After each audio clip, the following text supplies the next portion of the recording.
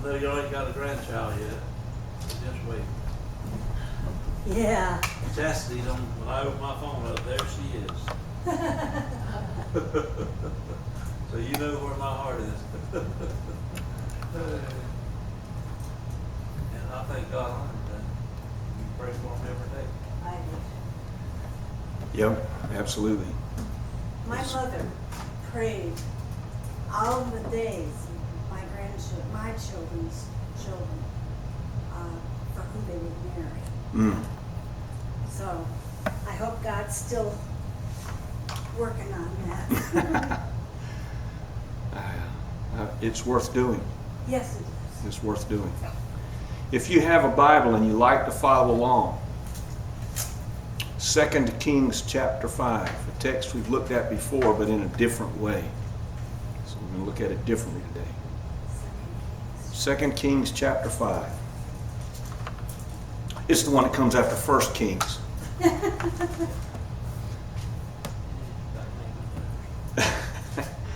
You know, it's amazing to me. Maybe I shouldn't be amazed, but I am somewhat. We in this room would say we belong to the Lord.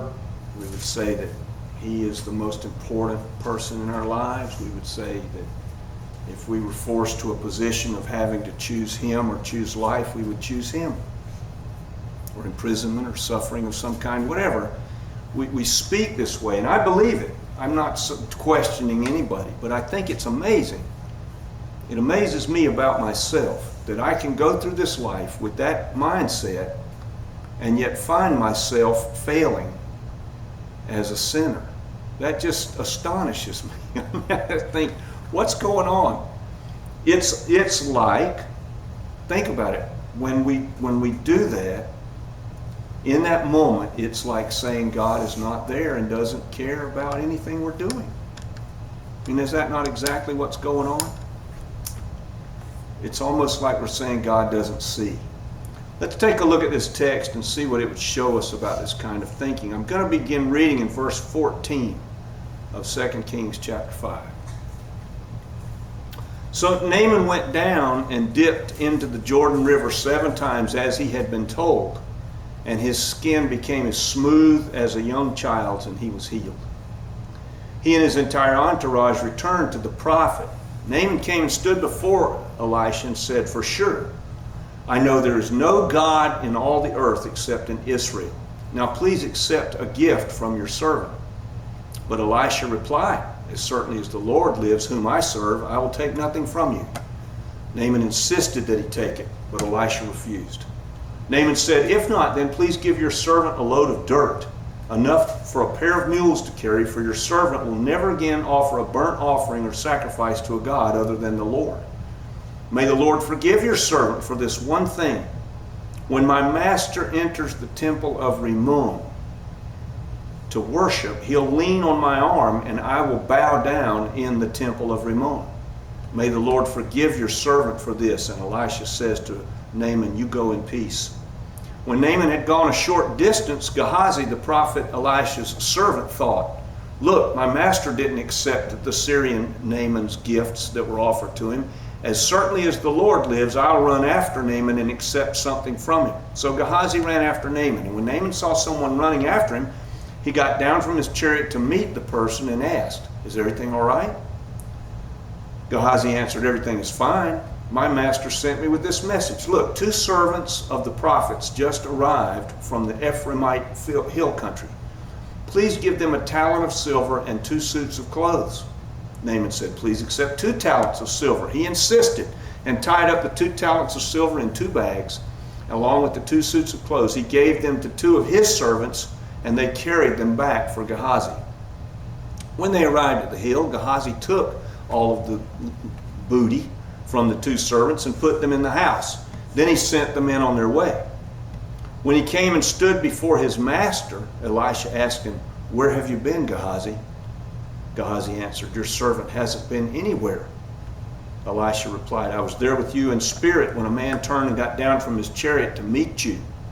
This is not the proper time to accept silver or to accept clothes, olive groves, vineyards, sheep, cattle, and male and female servants." Therefore Naaman's disease will afflict you and your family forever. When Gehazi went out from his presence, his skin was as white as snow. Now, to me, this story, the healing is, I look at the healing of Naaman as the smallest portion of the whole story. The rest of the story is far more important. And think about it, the overview here. I'm sure most of you, we've done this text before many years ago. How do I know that? Because I have every sermon I've ever done. And I can see when they were done. And years ago we looked at this text, but we looked at the healing specifically. And so I just want to overview that quickly. You know the story, right? Naaman, he was a Syrian general under the king Ben-Hadad, and Naaman was in his home. The key to this whole story, this is what makes it so remarkable. The key to the whole story is a girl whose name we don't even know. Naaman's wife had a female servant who was an Israelite, a Jew, a Jewess. We don't know her name, but she saw Naaman and she said, there's a prophet in Israel, there's a God in Israel who will heal you if you'll go. And so Naaman goes to Ben-Hadad. Ben-Hadad writes a letter. The letter gets sent to the king of Israel. The king of Israel tears his clothes because he figures the Syrians are trying to pick a fight. No, it's not that at all. It's really that there's a request being made. And so Naaman loads up off. If you do the math, if you get a good Bible dictionary, the math is it's from $50,000 to $75,000 worth of stuff that he was bringing to Elisha as a gift for the healing. Naaman gets there. Elisha doesn't even come out of the house when Naaman shows up. Now that, in the Middle East, if somebody showed up at your home and you didn't, the owner of the home master of the home didn't come out, you had offended him. He sends Gehazi out. And Gehazi comes out and tells Naaman what Elisha had told him to say. Go dip in the river Jordan 7 times and you'll be healed. Well, Naaman's just furious at this because not only was he offended that the servant was sent out, he figured Elisha, the big man, the prophet's going to come out and wave his hand over him like some kind of Harry Potter deal, and he's going to be healed. And that's not what happened. And he thought, I could go dip in the river Pharpar in Syria. It's a lot cleaner than this old muddy river Jordan. Why should I go down there? And it was so, you see another unnamed person here intervening who says, but General, if he'd asked you to do something really serious, hard, like a quest of some kind, you'd have done it. He's just asking you to do something simple. What do you got to lose? Go dip in the river Jordan. He does it, and he's healed. The whole thing is set in motion by a servant girl we don't even know. Man, do you think God doesn't use insignificant people throughout all of history to do things? And what's more remarkable in the healing too is the fact that Naaman is, we would use in our language today after the cross, born again, but Naaman becomes a believer in God. He becomes a believer. Naaman got saved because of this.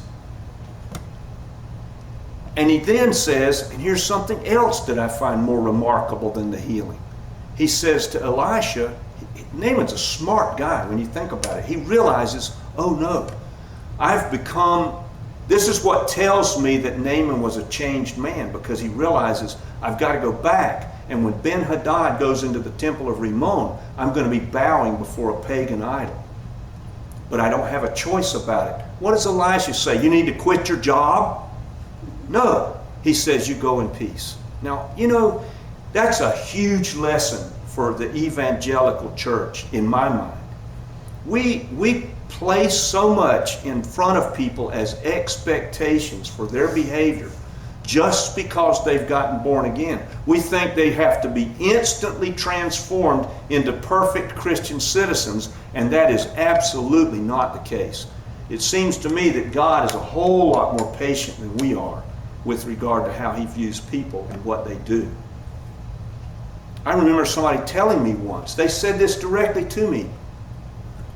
Once you're saved, you shouldn't even try to, if you have a job, you should quit it. And if you don't have a job, you shouldn't seek it. You should seek ministry first. And I thought to myself, well, if everybody does that, who's going to pay for all the missionaries? Yeah. Right? We had a guy in our church.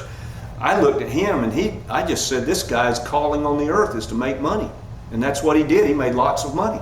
And he supported all kinds of things. It's crazy thinking. So Naaman shows up with $50,000 to $75,000 in modern income, in modern currency, with gifts and money. And Elisha doesn't want any of it. Well, what kind of evangelist is that? I mean, compared to today. What evangelist? If you were in a line and evangelist X was standing on the stage and you were in the line to get saved, and then when you got saved, you came and prayed with the evangelist and you said, here's a check for $75,000, the evangelist would turn that down? I don't think so. I don't think so at all. I think they would be just trembling to wait to get it. Try not to look too eager, you know. Yeah. And it's not a good business model to turn stuff like that down either. I mean, let's think about it for just a minute. You want to buy the TV time and everything else. You want to have all the income you can get, right? Elisha says, I don't want any of it. But Gehazi was listening when all this took place. Gehazi was paying attention. And so when he hears all this, he probably was trembling. Wow, 50 to 75, 10 talents of silver. I mean, gee whiz, there's got to be a way that I can get in on that. And so he hatches a plan. He's thinking to himself, I don't know what it was like in the prophet's household. I mean, did they live well? Did they live poorly? I don't have any idea. Was it a kind of a poor household? And Gehazi's looking at all that saying, you know, that would really improve things around here a lot if we were to take that. But Gehazi's plan is predicated on one thing. It's predicated on Naaman as a changed man. He's going to manipulate Naaman, who is a changed man. Think of what that means. Naaman's just innocent here. Think of Naaman, what he would feel at this moment in his life where he's not only been healed, but the Spirit of God is with him. He looks ahead now. He's been set free from the paganism in which he's lived all of his life. And he knows the truth about who God is now. Wow. And so if he wanted to give it all anyway. So Gehazi's smart enough to realize if I catch up to him, he's going to give me something because of where Naaman is psychologically at this moment. Gehazi's pretty smart, pretty shrewd. And so he knows what Naaman has experienced, and he knows that when he catches Naaman, Naaman's going to be happy to give. And sure enough, that's exactly what happens. You know, we do this still today. And I'm not saying it's wrong, but we plant the child in front of somebody with flies a-buzzing, and we say, give to this cause, give to that cause. We plant people in terrible, desperate situations, whatever it is. And I'm not saying that our heartstrings shouldn't be pulled. They should. But this is different. This is just raw manipulation of somebody who is changed in a certain way and is very vulnerable at this point to anything like that. Wouldn't it be better to protect Naaman from that manipulation than to take advantage of it? So then I look at Gehazi and I think, Gehazi, you know, you are smart, but you're also stupid at the same time.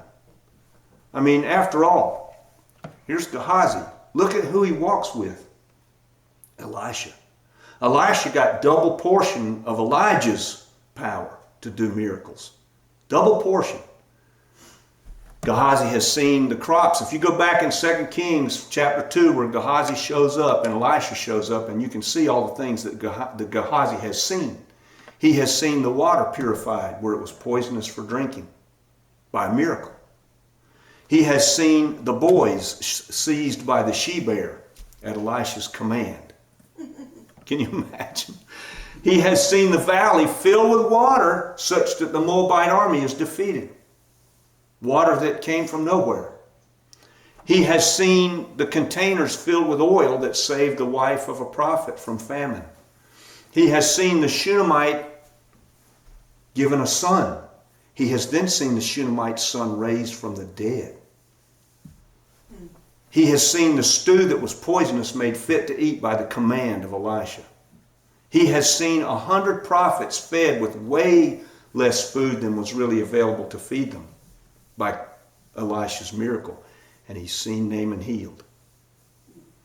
Now, I think I mean, maybe I'm thinking about it wrongly, but if that were you or me, we would be somewhat changed if we saw all of that, right? We'd be thinking, maybe this Elisha guy is in touch with something that I don't know anything about. Maybe he's in contact with a being who knows a lot of things about what's going on. I mean, I think about it in terms of myself, and I'm not comparing myself with Elijah, don't misunderstand me, but I go to people's homes, and most of the ones I visit are not believers, right? And I was at one of these homes 2 weeks ago, and a friend of the person whom I was visiting showed up, and they got into a conversation apart from me. And of course, being who they are, he just used a bunch of profanity, and then he goes, oh, I'm sorry. Because I'm sitting there, I'm thinking, what are you doing? I mean, it's like the distinction between me sitting there, God's listening all the time. What are you worried about? I mean, it doesn't affect you any other time. Why does it affect you here? But that's the change, right? That's what we think. Well, Gehazi is immune even to that. He serves with Elijah. He has seen all this stuff happen. It looks to me like he just thinks God doesn't see it all. Any of this.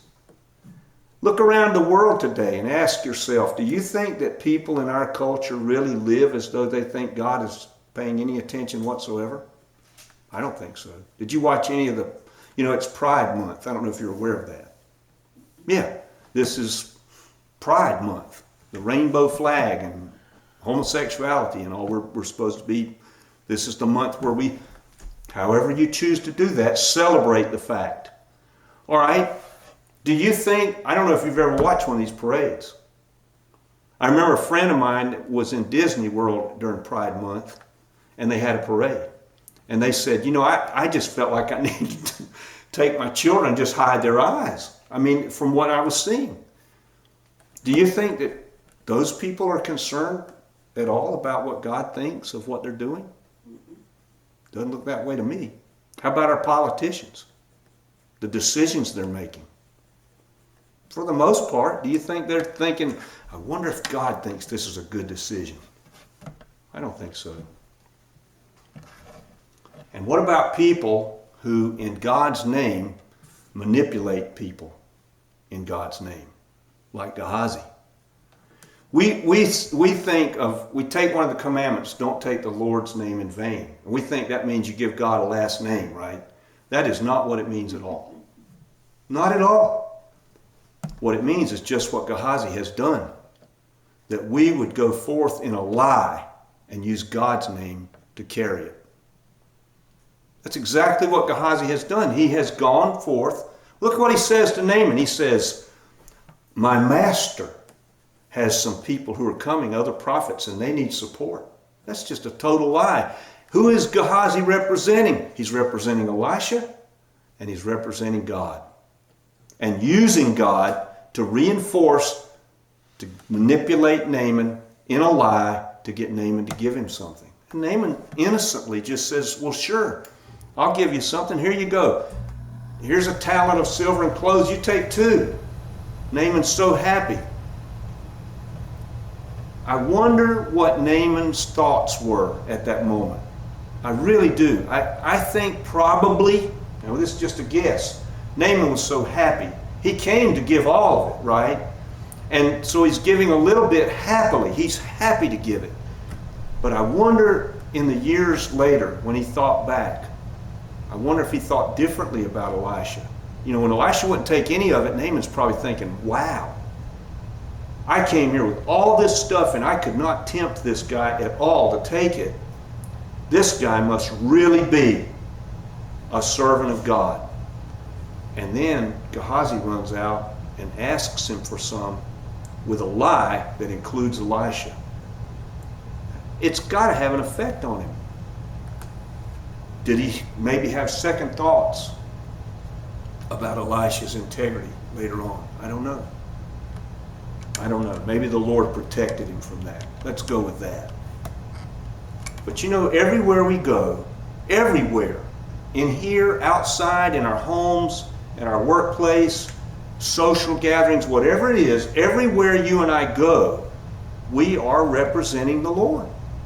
Everywhere. There's no place that's immune from that.